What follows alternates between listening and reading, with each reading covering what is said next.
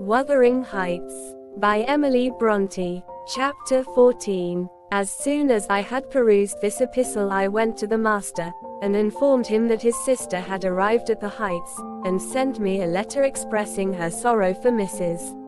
Linton's situation, and her ardent desire to see him, with a wish that he would transmit to her, as early as possible, some token of forgiveness by me.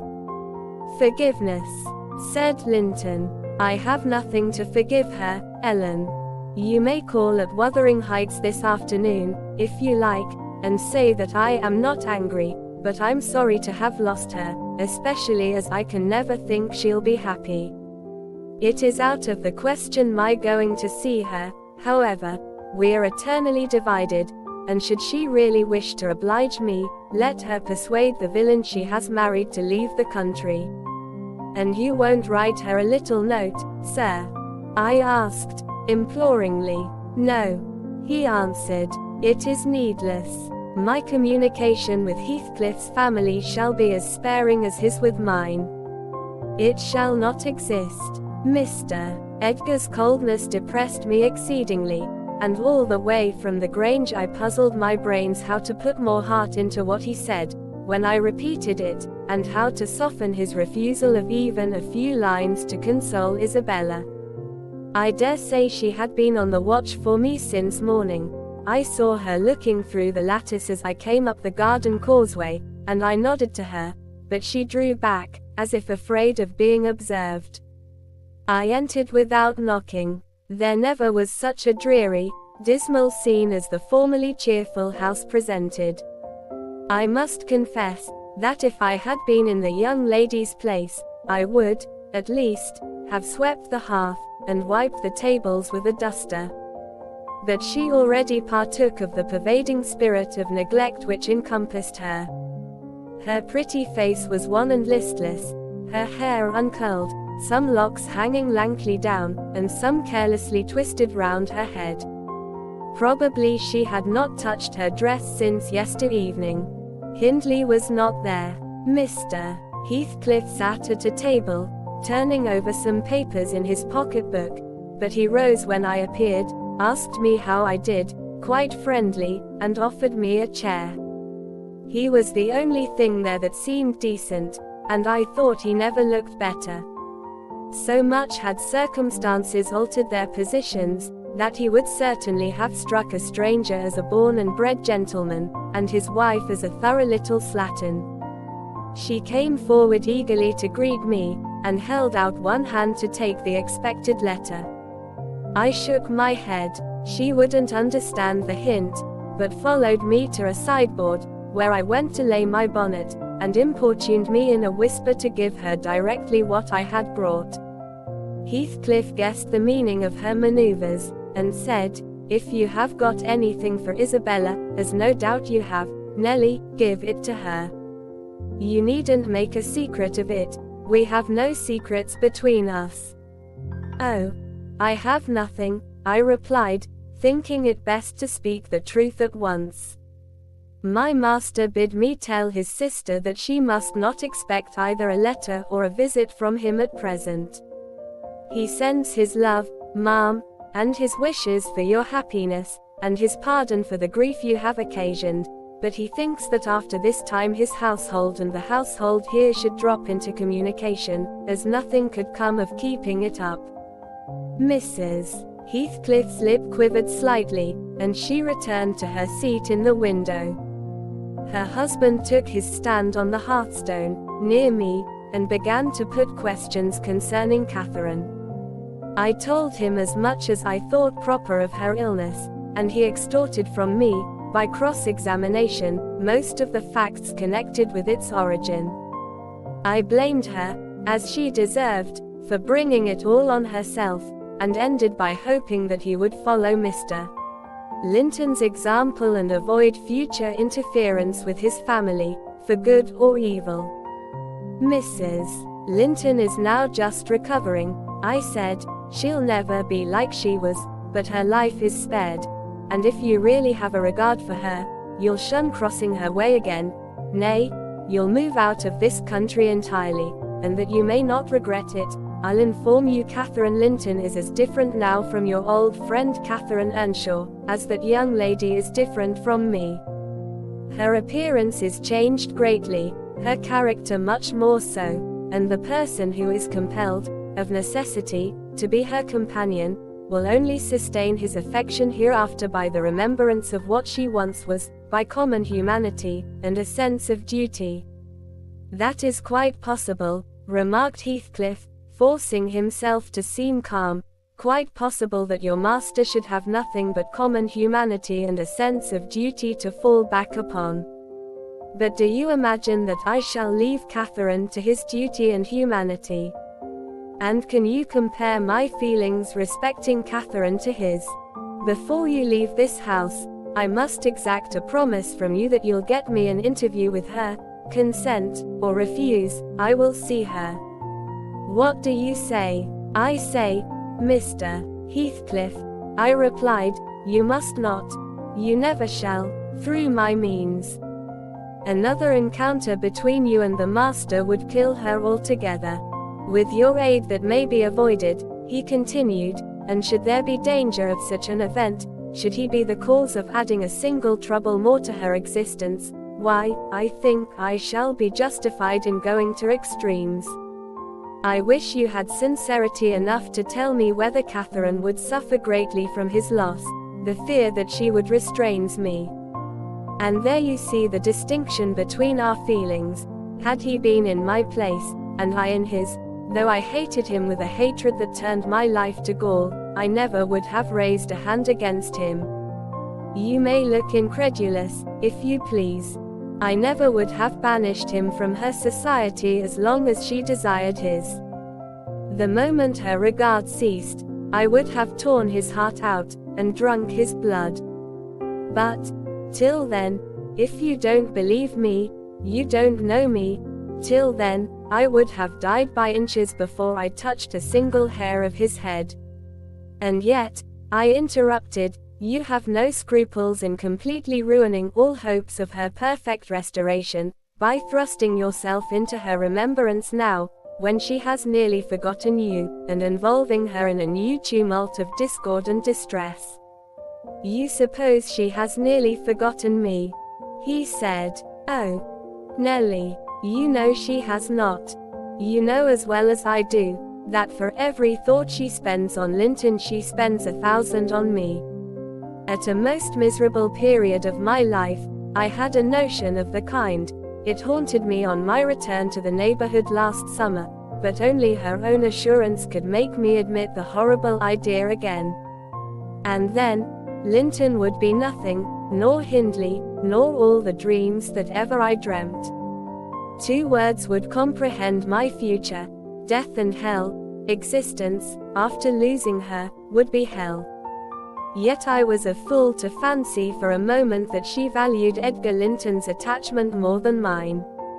If he loved with all the powers of his puny being, he couldn't love as much in 80 years as I could in a day.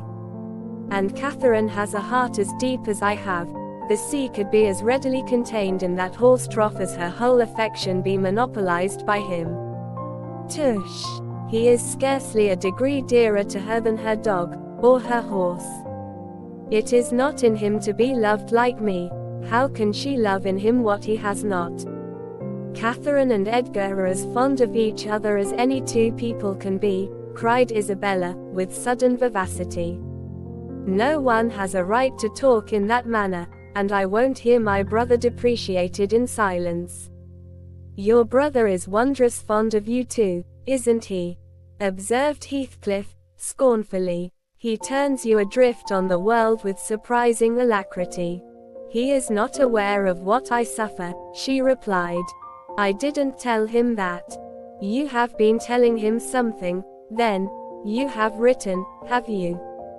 To say that I was married. I did write. You saw the note. And nothing since? No. My young lady is looking sadly the worse for her change of condition, I remarked. Somebody's love comes short in her case, obviously. Whose? I may guess. But, perhaps, I shouldn't say. I should guess it was her own, said Heathcliff. She degenerates into a mere slut. She is tired of trying to please me uncommonly early. You'd hardly credit it, but the very morrow of our wedding she was weeping to go home. However, she'll suit this house so much the better for not being over nice, and I'll take care she does not disgrace me by rambling abroad. Well, sir, returned I hope you'll consider that Mrs. Heathcliff is accustomed to be looked after and waited on, and that she has been brought up like an only daughter, whom everyone was ready to serve. You must let her have a maid to keep things tidy about her, and you must treat her kindly. Whatever be your notion of Mr.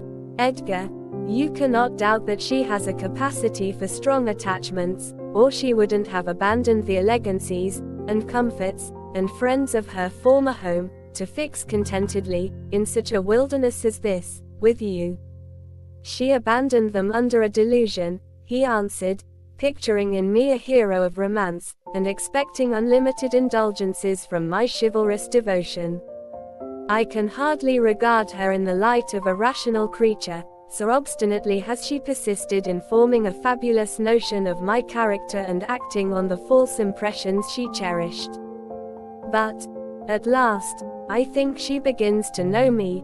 I don't perceive the silly smiles and grimaces that provoked me at first, and the senseless incapability of discerning that I was in earnest when I gave her my opinion of her infatuation and herself.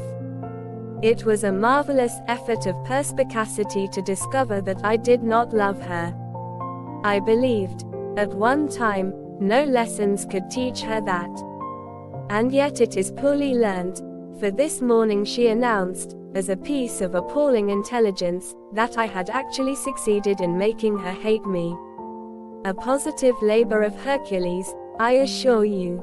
If it be achieved, I have cause to return thanks. Can I trust your assertion, Isabella? Are you sure you hate me? If I let you alone for half a day, won't you come sighing and wheedling to me again? I dare say she would rather I had seemed all tenderness before you. It wounds her vanity to have the truth exposed. But I don't care who knows that the passion was wholly on one side, and I never told her a lie about it. She cannot accuse me of showing one bit of deceitful softness. The first thing she saw me do, on coming out of the Grange, was to hang up her little dog, and when she pleaded for it, the first words I uttered were a wish that I had the hanging of every being belonging to her, except one.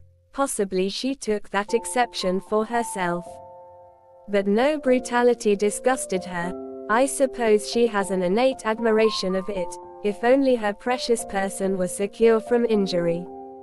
Now, was it not the depth of absurdity, of genuine idiocy, for that pitiful, slavish, mean-minded brat to dream that I could love her? Tell your master, Nelly, that I never, in all my life, met with such an abject thing as she is.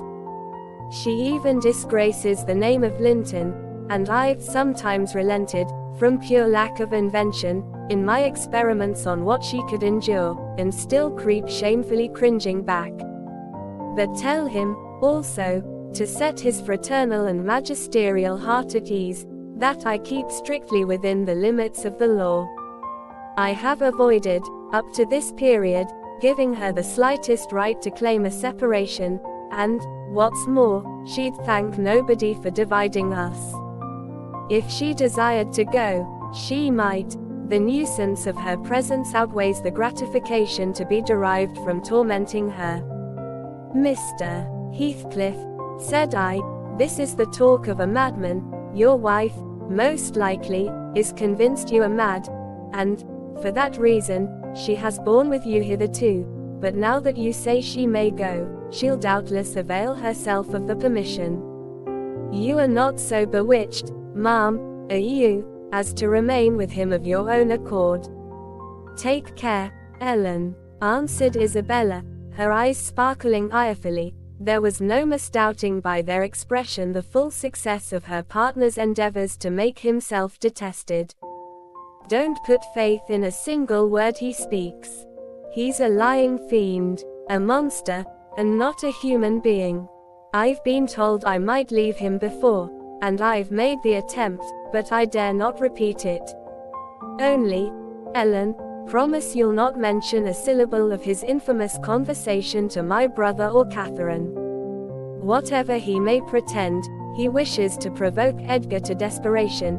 He says he has married me on purpose to obtain power over him, and he shan't obtain it. I'll die first. I just hope, I pray, that he may forget his diabolical prudence and kill me. The single pleasure I can imagine is to die, or to see him dead. There. That will do for the present, said Heathcliff. If you are called upon in a court of law, you'll remember her language, Nelly. And take a good look at that countenance, she's near the point which would suit me. No. You're not fit to be your own guardian, Isabella, now, and I, being your legal protector, must retain you in my custody, however distasteful the obligation may be. Go upstairs. I have something to say to Ellen Dean in private. That's not the way. Upstairs, I tell you. Why? This is the road upstairs, child. He seized, and thrust her from the room, and returned muttering, I have no pity. I have no pity. The more the worms writhe, the more I yearn to crush out their entrails. It is a moral teething, and I grind with greater energy in proportion to the increase of pain. Do you understand what the word pity means? I said, hastening to resume my bonnet. Did you ever feel a touch of it in your life? Put that down, he interrupted, perceiving my intention to depart. You are not going yet. Come here now, Nelly. I must either persuade or compel you to aid me in fulfilling my determination to see Catherine, and that without delay. I swear that I meditate no harm. I don't desire to cause any disturbance, or to exasperate or insult Mr.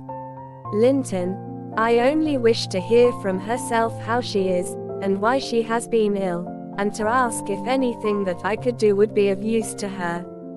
Last night I was in the Grange garden 6 hours, and I'll return there tonight, and every night I'll haunt the place, and every day, till I find an opportunity of entering.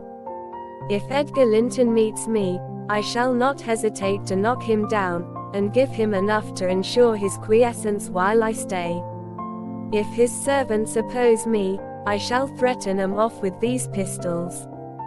But wouldn't it be better to prevent my coming in contact with them, or their master? And you could do it so easily. I'd warn you when I came, and then you might let me in unobserved, as soon as she was alone, and watch till I departed, your conscience quite calm. You would be hindering mischief. I protested against playing the treacherous part in my employer's house, and, besides, I urged the cruelty and selfishness of his destroying Mrs. Linton's tranquility for his satisfaction.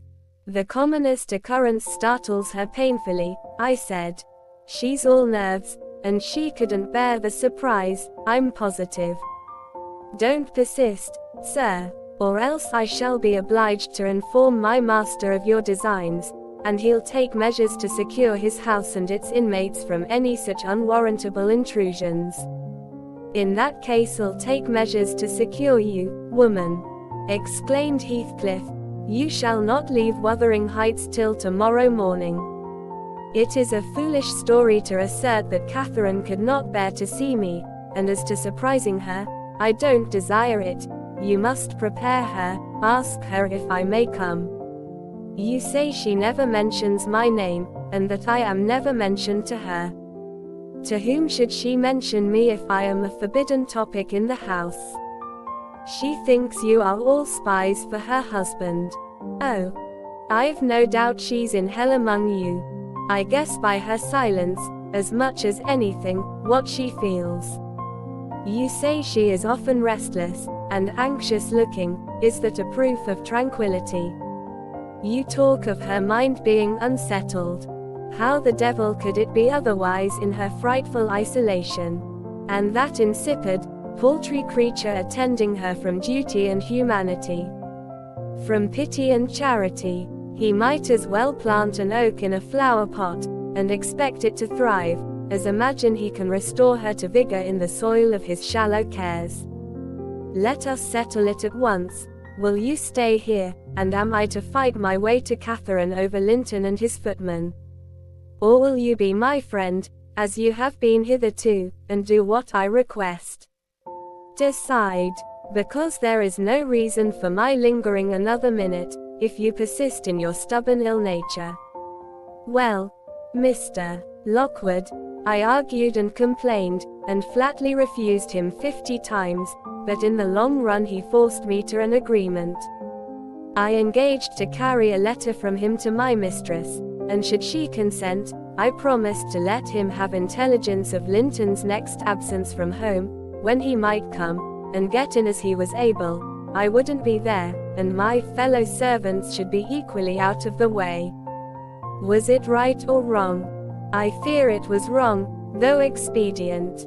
I thought I prevented another explosion by my compliance, and I thought, too, it might create a favorable crisis in Catherine's mental illness, and then I remembered Mr. Edgar's stern rebuke of my carrying tales, and I tried to smooth away all disquietude on the subject, by affirming, with frequent iteration, that betrayal of trust, if it merited so harsh an appellation, should be the last. Notwithstanding, my journey homeward was sadder than my journey thither, and many misgivings I had, ere I could prevail on myself to put the missive into Mrs. Linton's hand. But here is Kenneth. I'll go down, and tell him how much better you are. My history is dree, as we say, and will serve to while away another morning. Dree and dreary, I reflected as the good woman descended to receive the doctor, and not exactly of the kind which I should have chosen to amuse me. But never mind, I'll extract wholesome medicines from Mrs. Dean's bitter herbs, and firstly, let me beware of the fascination that lurks in Catherine Heathcliff's brilliant eyes. I should be in a curious taking if I surrendered my heart to that young person, and the daughter turned out a second edition of the mother.